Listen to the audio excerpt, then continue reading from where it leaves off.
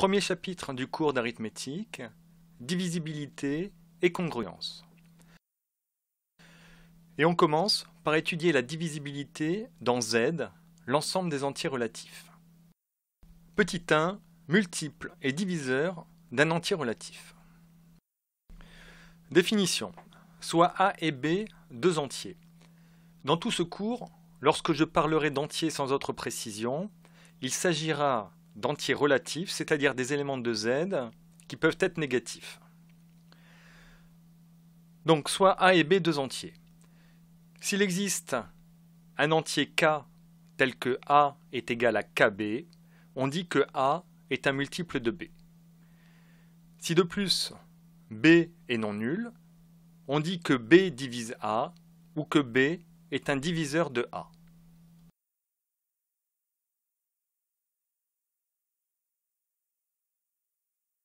Par exemple, 63 est multiple de moins 7, car 63 est égal à moins 9 fois moins 7. L'ensemble des multiples de 3 est le suivant. On a d'abord tous les négatifs, moins 6, moins 3,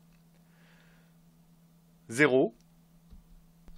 On a toujours 0, car 0 est multiple de tout entier naturel, 3, 6, etc. On note cet ensemble 3Z, où Z désigne l'ensemble des entiers relatifs. D'une manière générale,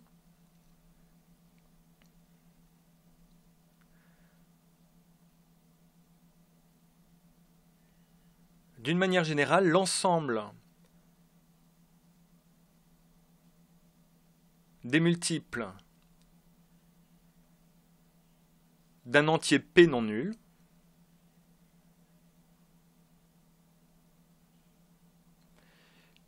est l'ensemble que l'on note PZ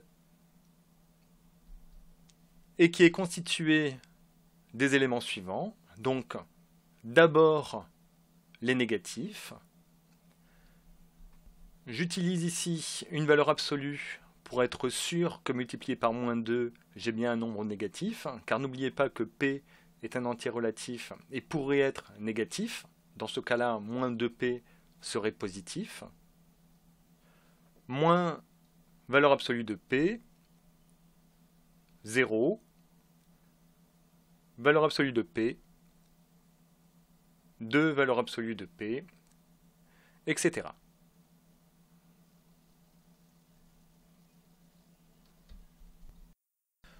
Moins 23 divise moins 276. En effet, moins 276 est un multiple de moins 23, car moins 276 est égal à moins 23 fois 12. Pour tout entier naturel n, n-1 divise n au carré plus 3n moins 4. Pour montrer que n-1 divise n au carré plus 3n moins 4, on va commencer par calculer le discriminant de cette expression. En notant delta, le discriminant, on a delta qui est égal à 3 au carré moins 4 fois 1 fois moins 4, ce qui nous donne 25.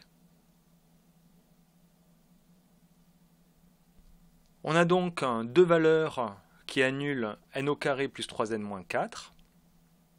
La première, n1, qui est égale à moins 3 moins 5 sur 2, ce qui nous donne moins 4. Et la deuxième, n2, qui est égale à moins 3 plus 5 sur 2, qui nous donne 1. Conclusion, pour tout entier naturel n, n au carré plus 3n moins 4 se factorise en n-1 facteur de n plus 4 Ce qui prouve que pour tout entier naturel n, n-1 divise n au carré plus 3n-4.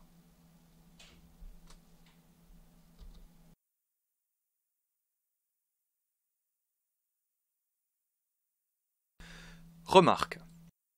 0 est multiple de tout entier, et donc tout entier relatif est un diviseur de 0. 0 a un seul multiple, lui-même. Tout entier relatif est un diviseur de 0. Notation, si A divise B, on note A, une barre verticale, puis B. Tout entier relatif A admet au moins pour diviseur 1, lui-même, moins 1 et son opposé, moins A.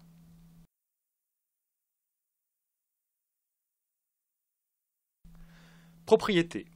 Tout entier non nul n admet un nombre fini de diviseurs qui sont compris entre moins n et n. Démonstration. Si A est un diviseur de l'entier n non nul, c'est-à-dire si A divise n et que n est différent de 0, alors il existe un entier k non nul tel que n est égal à ka.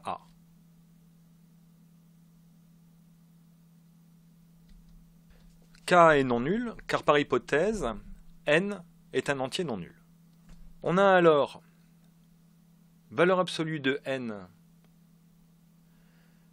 qui est égale à valeur absolue de k multiplié par valeur absolue de a. Or, valeur absolue de k est supérieure à 1 car k est non nul.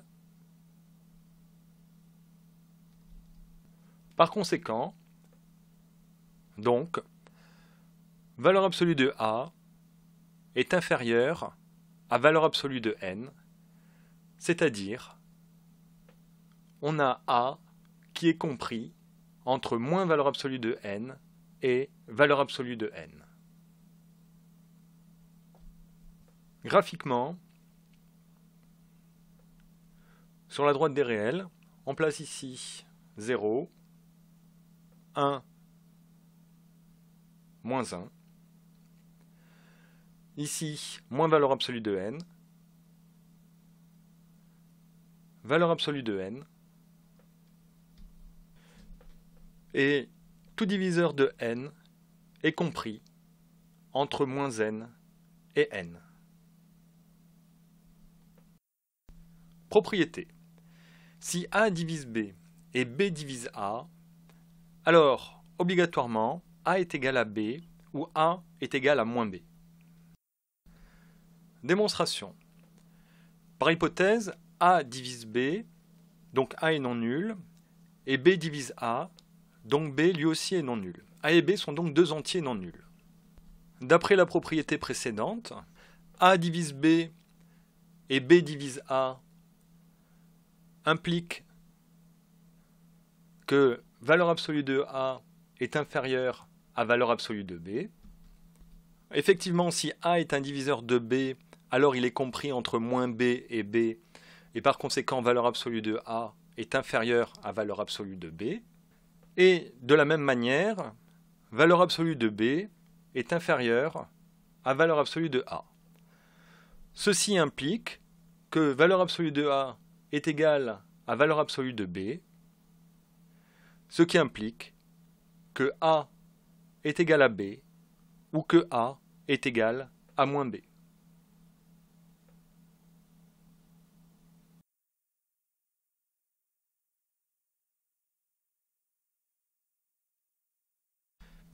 Exemple. P et n sont des entiers tels que P divise n et n est compris strictement entre moins P et P. Que peut-on dire de n? On va commencer par traduire le fait que P divise n. P divise n, donc il existe un entier k tel que n est égal à k fois p,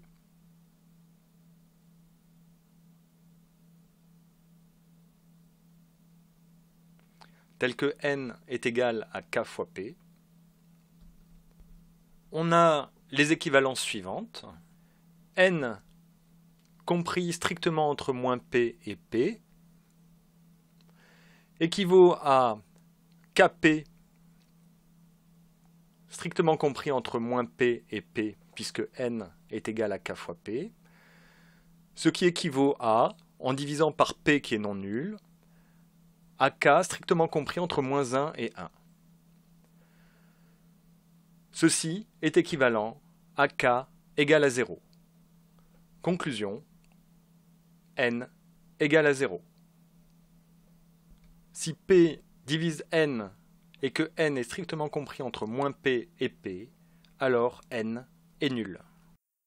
La propriété qui suit va nous aider lorsqu'on aura à déterminer l'ensemble des diviseurs d'un entier naturel. Soit n, p et q des entiers naturels. Si n est égal au produit de p et q et que p est inférieur à q, alors nécessairement p est inférieur à racine de n.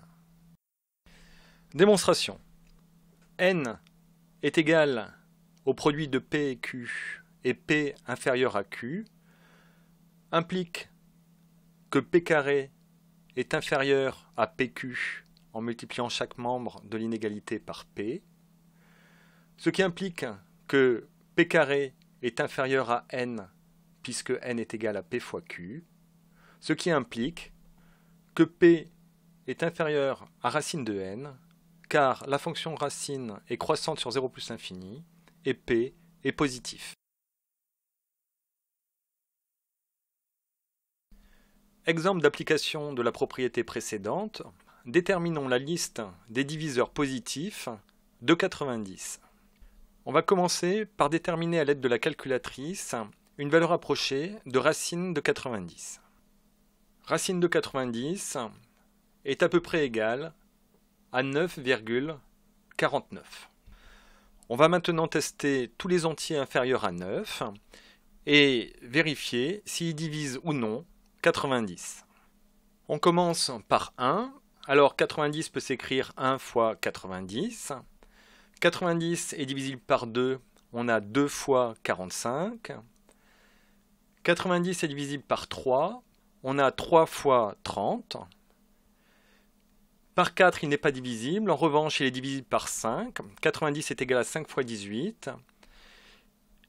90 est égal à 6 fois 15. Et enfin, à 9 fois 10.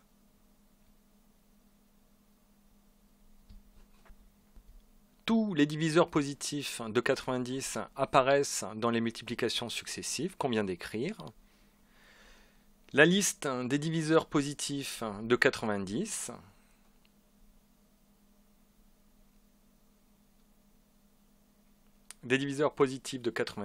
est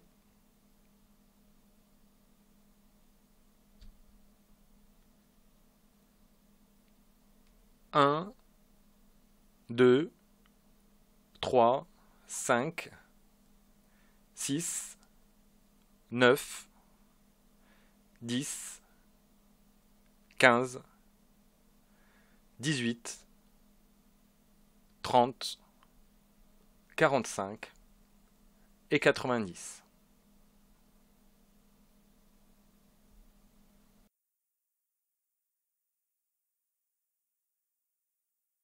Propriété de la divisibilité dans Z. La divisibilité dans Z est une propriété qui est transitive. Qu'est-ce que cela signifie? Eh bien, si on se donne trois entiers A, B et C, cela signifie que si A divise B et que B divise C, alors nécessairement A divise C. Démonstration. On va commencer par traduire le fait que A divise B et que B divise C. A divise B implique qu'il existe un entier K tel que B est égal à KA. B est égal à KA et B divise C implique qu'il existe un entier K' tel que C est égal à K'B. Par conséquent, on a les implications suivantes. A divise B et B divise C implique, on va remplacer ce B par Ka. On a donc A divise B et B divise C qui implique l'existence d'un couple d'entiers KK' tel que C est égal à KK' A, ce qui implique que A divise C.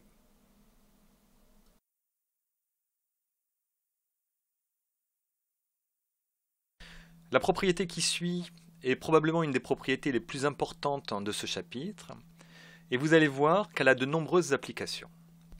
Alors que dit cette propriété? Elle dit que si A divise B et que A divise C, alors pour tout entier U et V, c'est-à-dire que quels que soient les entiers U et V, A divise la combinaison linéaire d'entiers UB plus VC. Lorsqu'on se donne deux entiers B et C, que l'on multiplie le premier par un entier U et le deuxième par un entier V, on obtient ce qu'on appelle une combinaison linéaire d'entiers. Cette expression combinaison linéaire, vous l'avez déjà rencontrée en première avec les vecteurs. Lorsque l'on se donne deux vecteurs I et J, qu'on les multiplie par deux réels U et V puis qu'on les additionne, on obtient une combinaison linéaire de vecteurs. Démonstration. Comme précédemment, on va commencer par traduire le fait que A divise B et que A divise C. A divise B implique qu'il existe un entier K tel que B est égal à Ka.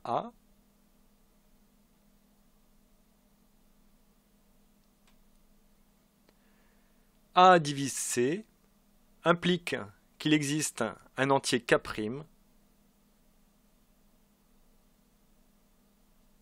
tel que C est égal à K'A. Soit UV, un couple d'entiers quelconque donné. D'après ce qui précède, il existe un couple d'entiers KK' tel que UB plus VC est égal à UKA plus V K'A. On a remplacé ici B par Ka et C par K'A. On a maintenant, en mettant A en facteur, UKA plus VK'a qui est égal à A facteur de UK plus VK'. Conclusion. A divise B et A divise C implique que A divise la combinaison linéaire d'entiers UB plus VC. Remarque. En particulier, si A divise B et si A divise C, alors A divise la somme B plus C et A divise aussi la différence B moins C.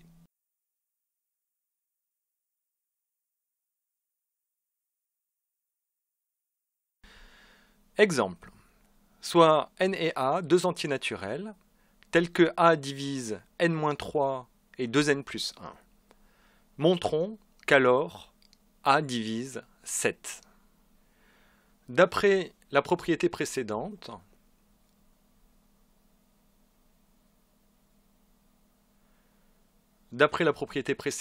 quels que soient les entiers U et V, donc quel que soit le couple d'entiers UV, A divise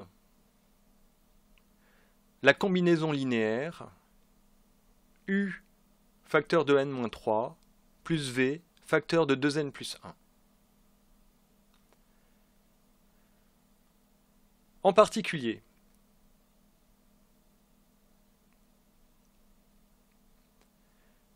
si on prend U égale à moins 2 et V égale à 1,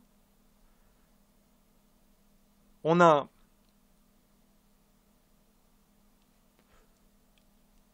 moins 2 facteur de n-3 plus 1 fois 2n plus 1 qui est égal, en distribuant moins 2n plus 6 plus 2n plus 1, ce qui donne, après simplification, 7. Conclusion, A divise 7.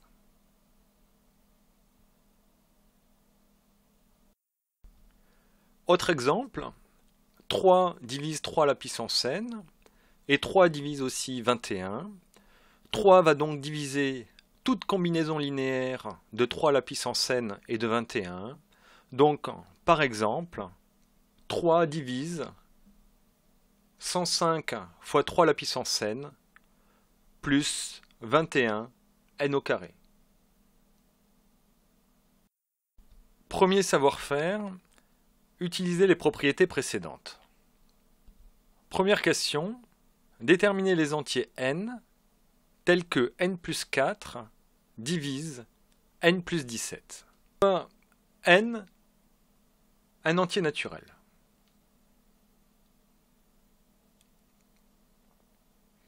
Si n plus 4 divise n plus 17, alors, comme n plus 4 est un diviseur de lui-même, comme n plus 4 divise n plus 4, n plus 4 divise la combinaison linéaire d'entiers n plus 17 moins n plus 4, c'est-à-dire que n plus 4 divise 13.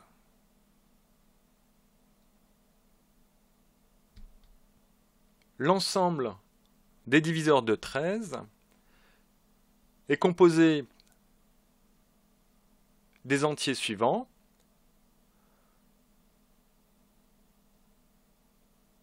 Moins 13, moins 1, 1 et 13.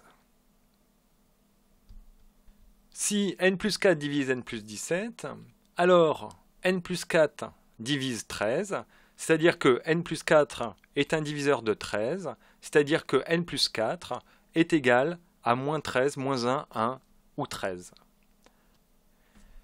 Si n plus 4 appartient à l'ensemble moins 13, moins 1, 1 et 13, alors n appartient à l'ensemble moins 17, moins 5, moins 3, moins 9.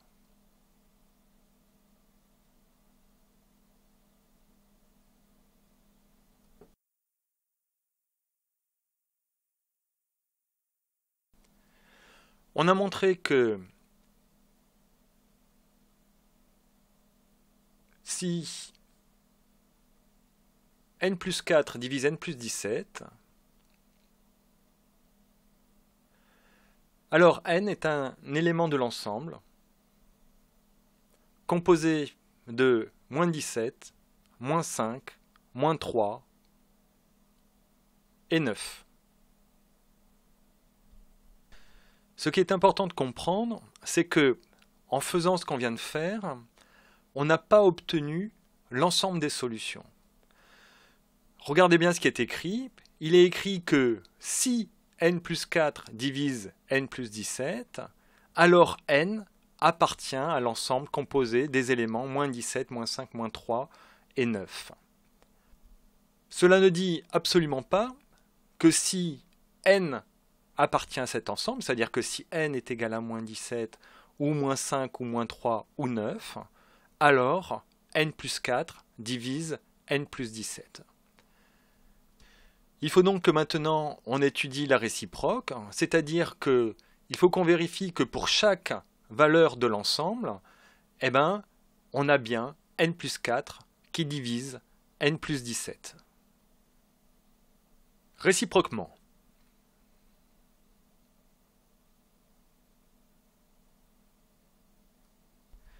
si n est égal à moins 17, on a n plus 4 qui est égal à moins 13 et n plus 17 qui est égal à 0. Moins 13 divise 0. Si n est égal à moins 5, on a n plus 4 qui est égal à moins 1 et n plus 17 qui est égal à 12. Moins 1 divise 12. Si n est égal à moins 3, on a n plus 4 qui est égal à 1 et n plus 17 qui est égal à 14. 1 divise 14. Si n est égal à 9, n plus 4 est égal à 13 et n plus 17 est égal à 26. Et on a 13 qui divise 26. On peut maintenant conclure. Conclusion.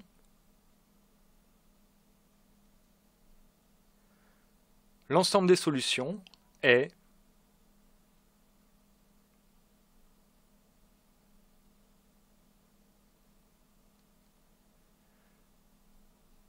moins 17, moins 5, moins 3 et 9. Deuxième question. Pour tout entier naturel K, démontrer que si un entier naturel D divise 10K plus 3 et 6K plus 1, alors il divise 4.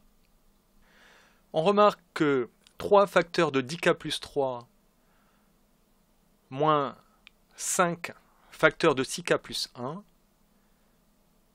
est égal, après simplification, à 4. Donc, si D divise 10K plus 3 et que D divise 6K plus 1, D divise toute combinaison linéaire d'entiers de 10K plus 3 et 6K plus 1, et par conséquent, D divise 4.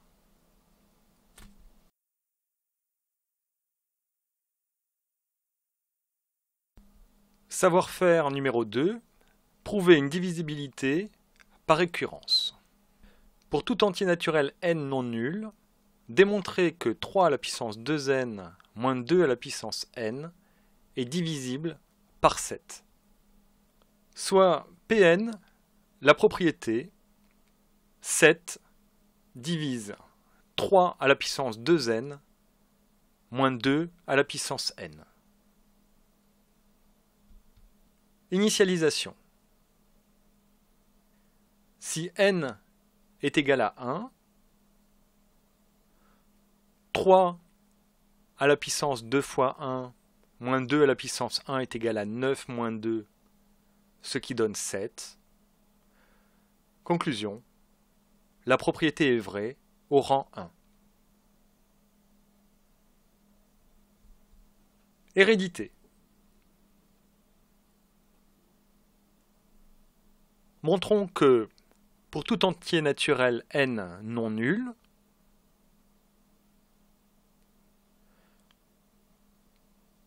P de n implique P de n plus 1.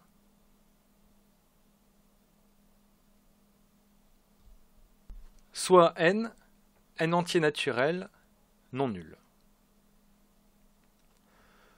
3 à la puissance 2 facteur de n plus 1, moins 2 à la puissance n plus 1, est égal à 3 à la puissance 2n fois 9, moins 2 à la puissance n fois 2. Le 9 vient du 2 qui a été distribué et qui a donné un 3 au carré.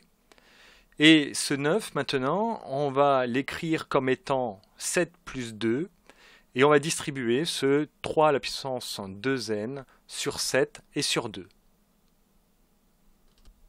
3 à la puissance 2n fois 9 moins 2 à la puissance n fois 2 est donc égal à 3 à la puissance 2n fois 7 plus 3 à la puissance 2n fois 2 moins 2 à la puissance 2n fois 2. Ce qui est égal à 3 à la puissance 2n fois 7, plus, en mettant 2 en facteur, 2 facteur de 3 à la puissance 2n, moins 2 à la puissance n. 7 divise 3 à la puissance 2n moins 2 à la puissance n, c'est l'hypothèse de récurrence, implique que 7 divise la combinaison linéaire 3 à la puissance 2n fois 7 plus 2 facteur de 3 à la puissance 2n moins 2 à la puissance n, ce qui implique que 7 divise 3 à la puissance 2n plus 1 moins 2 à la puissance n plus 1. Conclusion, pour tout n élément de n étoiles, pour tout entier naturel n non nul, 7 divise 3 à la puissance 2n moins 2 à la puissance n.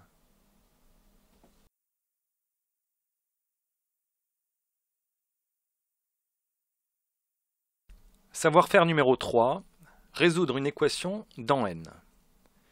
Il s'agit de résoudre dans n l'équation x au carré moins 4y au carré est égal à 20. X au carré moins 4y au carré égale 20 équivaut à, en utilisant une identité remarquable, on peut factoriser en x moins 2y, facteur de x plus 2y, égale à 20. On en déduit que x moins 2y et x plus 2y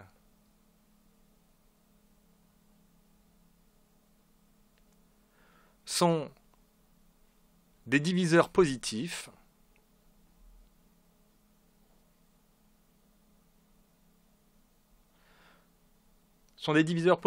de 20 avec comme x et y sont positifs, x moins 2y inférieur à x plus 2y. Pourquoi est-ce que x moins 2y et x plus 2y sont des diviseurs positifs? Parce que x et y sont des éléments de n, donc x plus 2y est obligatoirement positif, et il s'ensuit que x moins 2y doit l'être aussi, car sinon le produit des deux donnerait un nombre négatif. Or, on a égal à 20 qui est positif. On cherche maintenant les diviseurs de 20. 20 est égal à 1 fois 20, 2 fois 10 et 4 fois 5. Ces trois couples de diviseurs nous donnent trois systèmes d'équations. Le premier, x moins 2y est égal à 1, x plus 2y est égal à 20. On tient compte du fait que x moins 2y est inférieur à x plus 2y. Le deuxième, x moins 2y est égal à 2. Et x plus 2y est égal à 10. Et enfin le troisième, x moins 2y est égal à 4. Et x plus 2y égale à 5. On résout maintenant ces trois systèmes. Le premier, on additionne les deux équations et on divise par 2. Cela nous donne 21 divisé par 2, c'est-à-dire x est égal à 10,5. X et y doivent être des entiers. Donc ce système ne peut pas nous donner de couple solution. Pour le deuxième, en additionnant les deux équations et en divisant par 2, on obtient x est égal à 12 demi, c'est-à-dire 6, puis y est égal à 2. Ce système nous fournit donc un couple de solutions valide. Pour le troisième, on obtient x est égal à 4,5, et donc pas besoin de calculer y, car cela ne peut pas nous donner un couple de solutions valide. Au final, un seul couple est solution, l'ensemble des solutions se réduit au couple 6, 2.